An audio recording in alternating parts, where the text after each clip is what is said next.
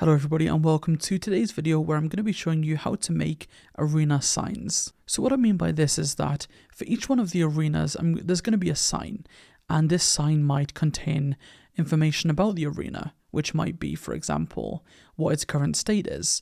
So is it in the recruiting state, the countdown state, or is the game currently active? And then it will also, for example, include the player count of the arena, and then of course the ID of the arena. Now, what we'll also do, just to make it fun and also really practical, is we'll make it so that a player can actually click on the sign to then join that arena also. Now, this isn't uncommon. There's so many different types of servers where this is used. For example, in minigames, you'd have a sign for each arena with this information on. I've also seen it on PvP-based servers where you can join a PvP battle with somebody. So this isn't uncommon, and it's a really nice and practical way of showing a lot of information and also making it easy for players to join. Now, this video is going to follow a very similar structure to the one where we covered making villagers. So I think that was titled Arena Villagers, and we made it so that when you click on them, the player gets added to the arena, and it's all pulled from the config like we're going to do today. So it's a similar concept. It really just depends whether you prefer to have signs which can hold lots of information but maybe aren't quite as aesthetic, or villagers which look really cool but don't quite have as much information. So that decision's entirely yours, but if you want the signs, then stick to this because this is what we're about to do now. So basically what we're going to do in today's video to make this work is, firstly, we're going to, inside the config.yml, make it so we can take a sign location for each arena. Of course, there has to be one per arena because when you click it, it needs to know which arena to take you to. So we'll take a location for each of the arenas. That means we'll have to do a little bit of restructuring in the arena manager. And then inside of the arena, we'll have a function. And this function will update that sign based on the location of the sign. And we'll run this at several points throughout the entire flow here of this game loop. And then we'll have an extra listener, which is just going to make it so that when you click on the sign, it'll add you to the arena, and that's about it. There's not a whole lot going on, but we do need to just get it in the code in order for it to work. Now, as with all of the other minigame add-on videos, I'm using the base version of the minigame that we created in the first 4 videos of this section. That is, of course, available as source code on the GitHub, which is always linked alongside these videos. So make sure you get yourself in a similar position, a version of the minigame, hopefully pretty similar to mine, and you can follow this video to work out how to add some cool signs to your arenas. So the first thing, as promised, that we're going to do is head to the config.yml, and we're going to restructure this just a little bit. Now, of course, for each of the arenas, we have a different key, and then this is the value for that key. Now, what we're going to do is actually just have another option under the arena ID. So we'll call this one, for example, player spawn. And this is where these values are going to go. So make sure to double space them all. So just like this. Perfect. Now don't pop in like a tab or anything like that because it will break it. And what we'll do is we need to, of course, for each arena capture a location for the sign to go. So what I'll do is sign. And then here we're going to need the world and the XYZ. But we're not going to need the yaw and pitch. Now remember, the yaw and pitch are, well, the yaw is sideways and the pitch is up and down. And together, these of course work to make a direction that something might be looking.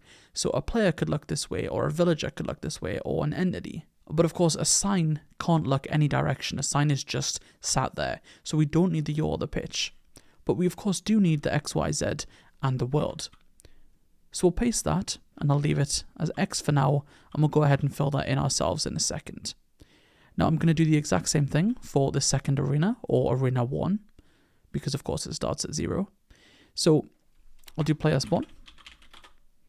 Okay, and then we'll do just like this, and then, in fact, you know what I'll do? I'll actually copy this whole sign section, just like that, and then I'll fix the indentation. Okay, perfect. Now you might want to pause the video just to catch up, or you might have beat me to it, I don't know. But basically now for each of the arenas, we can now capture the original player spawn as that was intended, and that's of course always going to be a feature. But now we can also get a location for each of the signs which pertain to each of the arenas. Now of course we're going to have to log these actual locations, so what I'm going to do is head onto my Minecraft server, and go to my map, and I'm going to decide where I want my signs to be, and I'll go ahead and place them as well. So I'll start my server, and I'll see you guys in a second. Okay, so I'm heading into my server now, and as you can see, my arenas are just as we always set up in the mechanics videos, and I need to choose a location for the signs basically. So let's just say we have some signs over here. So I'll just get a fence, and I'll get some wood, and then we'll go ahead and just get some signs. Now you can actually choose any of these types of signs. So for me, I'm just going to use, let's just say, a birch sign. Okay, so very simply, just have a couple signs, we'll just place them just like that. Now, of course, you can make a huge signboard, make it all pretty and fancy. For me, this works, and this acts as a pretty solid way to be able to just right-click and you'll be joined into the arena. So I'm happy with this. Now, we are going to have to log the locations of these. You may think it'll be a little bit difficult because usually I just stand somewhere and mark these down. But thankfully, when you press F3, there's actually a targeted block option here. So if I look, you can see the location changes when I look at a different block. So if I just look at this sign, I know that the location is -278, 65, and 6. So what I'm going to do is get this config.yml. I'm going to drag it out away from any pane, and just that means I can see it on my device just like that, and I can have them both open at the same time. So for Arena 0, I'll have the first sign at the location of -278, and then 65, and then 6. Of course, you should make these exactly what you want for your server. So -278, 65, and 6.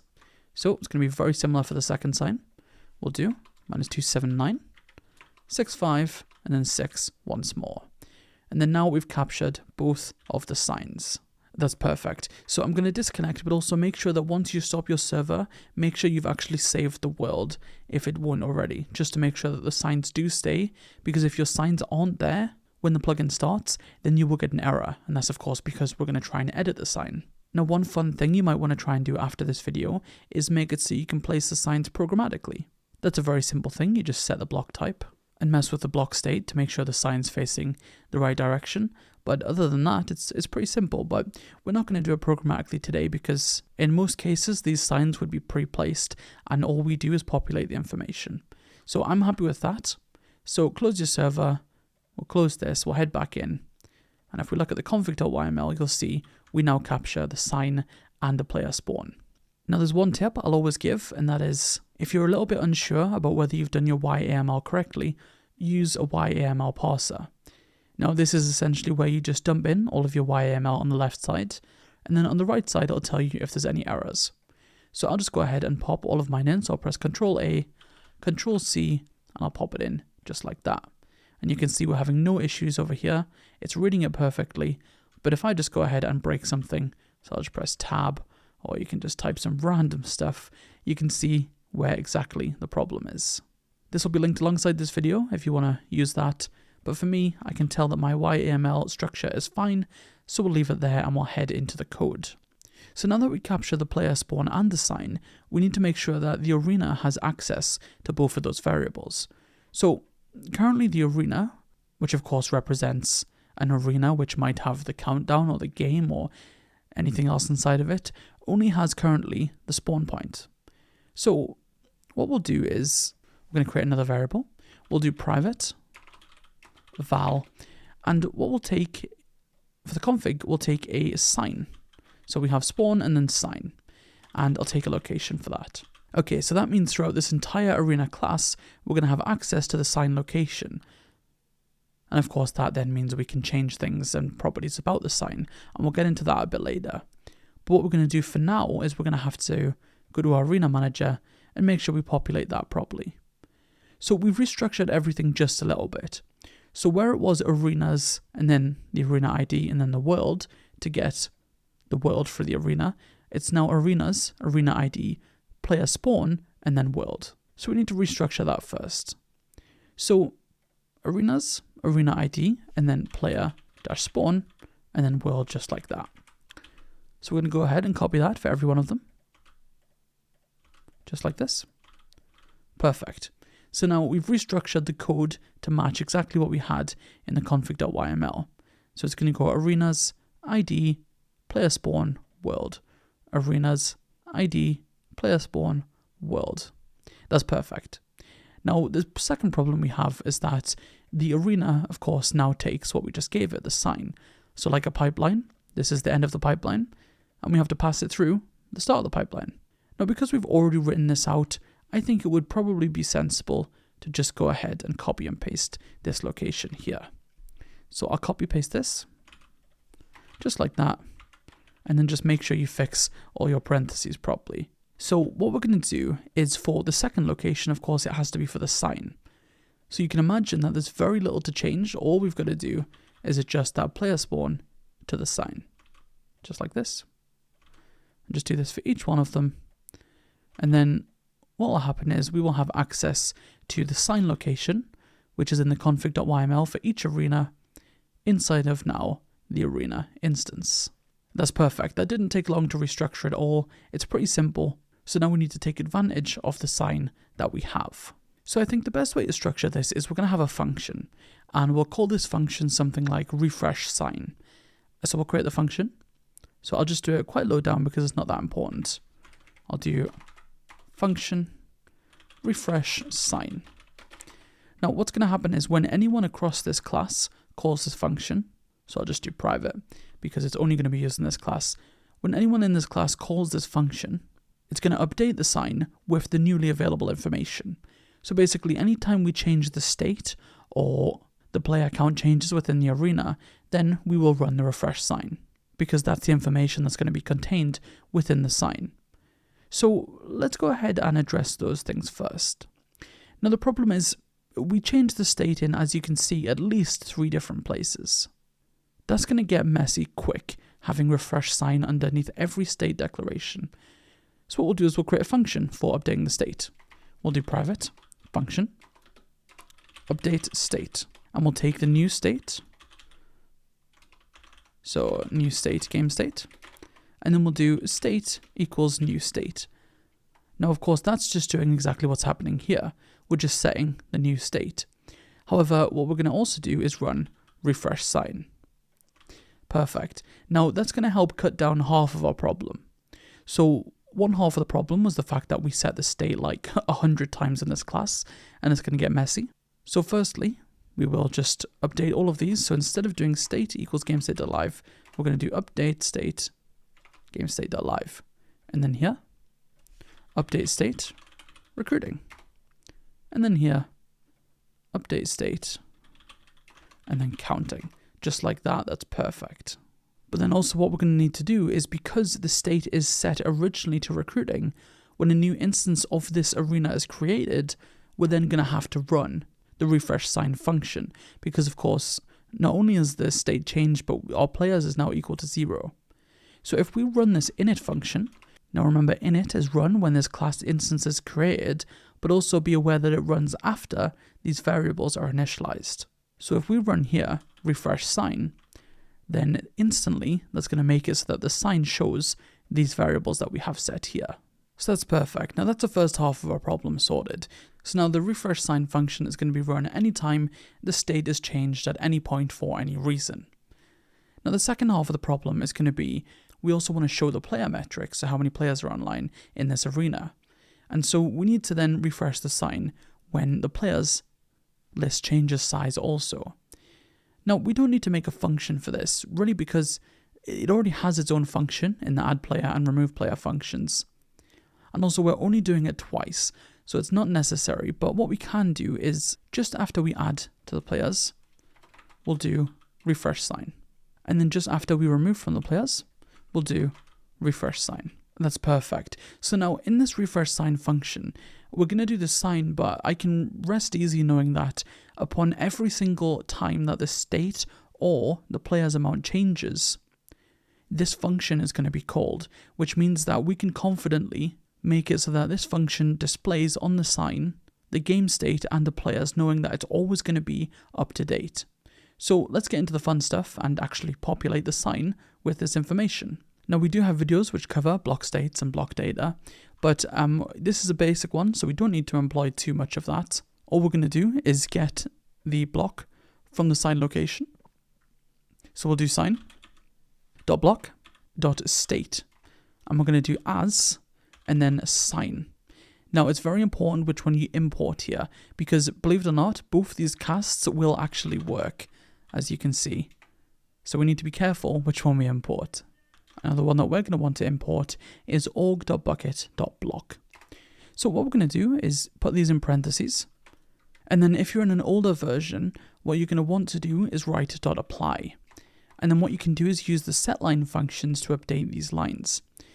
However, recently in Minecraft, Mojang made it so that you can actually have multiple writable sides now, so the front or the back. And that's why these functions here have been deprecated in later versions. And of course, we always want to stay on the right side of trying to avoid using deprecated functions unless we absolutely have to. In this case, we don't need to, so I'm going to show you the alternative if you're in later versions, but if you're in an older version, you will just have to use this function. So for the adventure paper one, you would of course use this one, take the components. Now what we'll do, instead of the .apply here, we're going to do .getSide, and then we pop in, using the side enum, the front or the back. Now of course, in our case, it's very much just the front. So we'll get the side, and then we'll run .apply. And from here, you'll see we now have access to .line, where we can edit all 4 lines of that side of the sign. I do just want to kind of say, if you're in older versions, and this is all covered in the block data and state videos, but older versions will struggle with things like this, and that's because Mojang have changed this stuff so much, and the API has changed. So if you need any assistance, you're struggling with this a little bit, come join our Discord, we'll help you. But remember, it's always great if you can be on later versions to do so, because you won't have these issues. So what we'll do is, now we have access to the line function from the side, we'll go ahead and populate the 4 lines. So we run the line function, and then the first parameter is the ID of the line. So it literally starts from 0 and it goes 0, and then of course 1, 2, 3, and that's it. So 0 is the first line. And how about on this line we show, let's say, the arena ID. So I'm not going to bother decorating it too much, but of course you can absolutely do that. I'll just do arena and then ID to reference the ID that we have access to throughout this entire class. So that's the first line. And then let's say for the second line, or line 1, we'll do component.text, and then I'll show maybe the game state. So I'll do state.name. Now that's just going to get the default enum value name, which in this case will just be exactly as written here. If you wanted to maybe add a property to each of these enums and have it so that you can have a display value to show instead, just like a nice pretty string or component, then of course you could do that, but for me, I'm happy with just the name. And then for the third line, so the second line in the index, we'll just put maybe the amount of players. So we'll do maybe players, and then players.size, just like that. So that'll show how many players is in the arena. And then if you wanted to, you could populate the 4th line, which would be index 3. But for me, I think this is more than enough content to show. So I think this is going to work nicely. And also, we are going to have to add an update function to the sign. So it's all well and good. It's very similar to the item meta, actually, where you have to reassign the item meta. So it's all well and good setting these details, but we have to essentially give it a kick up the backside to update it. Now, as I say, this is all covered in the block data, block state videos. And it's a bit confusing, and honestly, it's not the best implementation in my opinion, but who am I to judge? So what I'm going to do is, on the sign, we have to run the update function. In which case, what we'll do instead is we'll have a little variable, we'll do file sign, and we'll just do this. Okay, and then we'll do here, sign.getSide like that. And then I'll do sign.update. Now, you could, I guess, put this all inside of another scope function, but I don't like nesting too much. Because, and I've always talked about this a lot, is that nesting, Kotlin in a weird way kind of promotes nesting. You want to try and avoid nesting if you can. You don't want to go essentially too many layers of indentation. For me, I prefer to just have this as a nice little sign variable, but that's entirely up to you.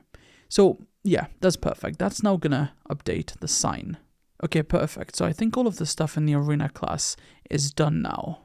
Now what we're going to do is head to a listener. I'm going to create a new listener, and we'll just make this called, let's just say in this instance, arena listener, since these events are going to be related to being, well, connecting to the arena. So I'll make this a listener, and I'll go to my main class and copy and paste this, and instead make it a new instance of our new arena listener. Okay, great. So inside of here, we need to have a little think about which event we would use for detecting when a player clicks on a sign. So for that, you would use a player interact event, and that's just a general catch-all interact event for any interaction. There's sadly not like a player interact block event like there is for entities, and so we'll just use the regular interact event. So event handler, function, on player interact, we'll do player interact event, just like that. Okay, but it's not a huge problem, because with this we can tell if they've interacted with a block and what block it is, and then from there we're going to reverse engineer it to essentially find out which arena that sign is referring to. So what we first need to do, as with, well, any, I guess, block of code or event, is to rule out things that aren't relevant to us, because currently this event is going to fire when anybody literally clicks anything ever on the server. So first thing we're going to do is make sure that they've clicked on a block. So there's a nice helper function for this. We can just do if e.hasBlock.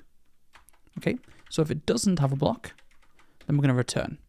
That means that they've clicked into air or an entity, but they haven't clicked a block. Of course, a sign is a block, so that's going to rule out a lot of the heavy lifting. Now, the second thing that I can think of is to make it so that this only gets let through for one of the two hands. Of course, as I've talked about many times in the course, the interact events will fire twice on one click, and that's because it fires for both hands. Now we can rule one of those out by simply doing if e.hand is not equal to equipment slot.hand, hand referring to main hand, then return. Okay, so then the third thing I want to check is maybe that the block type is equal to our sign. So I'll do if e.clickedBlock.type is not equal to, now if I recall correctly, we did a birch wall sign, so birch wall sign, and then return. Now we know the clicked block is not null because we did the hasBlock check, which under the hood is just checking basically if clicked block is null or not. So perfect. By this point, we now know that there is a block involved. This is the event that's fired where it's only including their main hand, and the block that they've clicked is a birch wall sign. So now I feel in a comfortable place to actually do the more heavy operation to find which arena this sign relates to. Now, of course, yes, the sign does have the arena ID and the title in the first line. You could always just reverse lookup that, but that's a bit messy and hacky and ugly. So what we're going to do is do the proper way and actually search it in the arenas list. Now, you'll notice I'm designing everything here in terms of efficiency. So I'm doing what would be essentially the easiest checks first before we do any heavy lifting. Now that just helps to keep events efficient, especially an event like the player interact event, which is fired like all of the time. I mean, literally anytime any player clicks, it fires. So if you had 50 players constantly clicking and we were doing heavy operations, we'd be screwed. So that's why we try and keep it as light as possible up until the point where we do actually need to make it heavy. So what I'm going to do is inside of the arena manager object, I'm going to have another find function. Now, where this one is just find by player, I'm going to have this one, a new one, as find by sign. And for this, we'll take the sign location and we'll make it return an instance of an arena which could potentially be null. And we're going to do a very similar search. Now, first thing I'm going to have to do is head to the arena class and remove the private here because I now want to access this from the arena manager. So we're going to access the location of the sign. And so when we pop this in from the arena listener, the block that was clicked, we can then easily return which arena has the sign at that location. So we'll do return arenas.first or null, just like the regular find function. And then we need a Boolean condition in here that has to be true in order for it to return that arena, else it will just return null once it's looped through them all. So we'll do if it.sign equals location. Okay, perfect. So now from the arena listener, we can very simply do arena manager dot find by sign, and then we'll pop in e.block, click block, and then dot location. So now we can not null it, firstly, because we know that it's not going to be null because we've already checked that this function has a block. So now we have access to the arena if there is one, but of course this could be null. So what we're going to do is question mark and then .let. Now a question mark .let is just saying if anything to the left of this is null, then don't run this. If this isn't null, then essentially let whatever's inside this code block happen. And you can see we're operating within the context of the arena, which is to the left of this question mark let. So if there was an arena found based on the sign location, then what do we want to do? So the player has right-clicked this sign which pertains to a specific arena. Well, in that case, we want them to join the arena. Now you might think we could just do arena.addPlayer, but we don't really want to do that. And that's because if we do that, they're going to bypass all of the logic that we've created rather nicely inside of this join part of the command. For example, we have here we're checking that they can't join a game whilst the game's live. So if we then inside of here run arena.addPlayer, they're going to bypass that logic and go join the game while it's live. And, well, to be honest, it'll break everything. So what we're going to do instead is just simulate them running the command. So we will dispatch the command essentially on their behalf. Now the player won't know that it's been dispatched. They won't know that they've run it, but they have run it. So to do that, we're going to do bucket.dispatch command. And then the sender is of course going to be the player. And then the command is going to be arena join and then the ID of the arena, which is going to be it.id, just like that. Now we don't actually have to put a slash in this command line, it'll pre-fill that. And of course we know this command exists because, well, we made it ourselves, the code for it is right here. Simply /arena, join, and then the ID. Okay, that's perfect. So when a player clicks on the sign now, as long as they meet all of these checks, then we're going to find which sign the arena is responsible for, and then make them run the arena join command. So they'll fall victim to the exact same behavior as if they just ran the command. So for example, if the game is live, they'll just get that message in chat. That's perfect. I think this is going to work now, guys. So make sure that on your server you have the signs placed, and then you should be good to go. So I'll go ahead and fire this up, and I will see you guys in a second. Alright, so I'm heading into my server now, and hopefully when I look left, there we go, we have some arena signs. That's awesome. So that information filled once the instance of this class was created, which is really cool. So of course we need to test out that it actually live updates. So if I go ahead and join this, it should say now the new counter of the players, as you can see, is 1. So if I go ahead, run arena quit, you can see it should now say 0, which is awesome. That's perfect, guys. This has worked exactly as we intended it to. And there is arena signs. Now obviously you can, in fact I would even encourage you after this video, go and decorate these, make these look a bit better. Maybe you want to do some more sign related stuff, maybe you want to show some more information on the bottom line, that's absolutely fine. But in reality, this is the base logic for every single arena sign system. So I hope that's helped. If you guys need any assistance, please of course come and join us. Be more than happy to help. The source code, as always, is attached alongside the video, just in case you got stuck at any point. And otherwise, I hope to see you guys in the next one.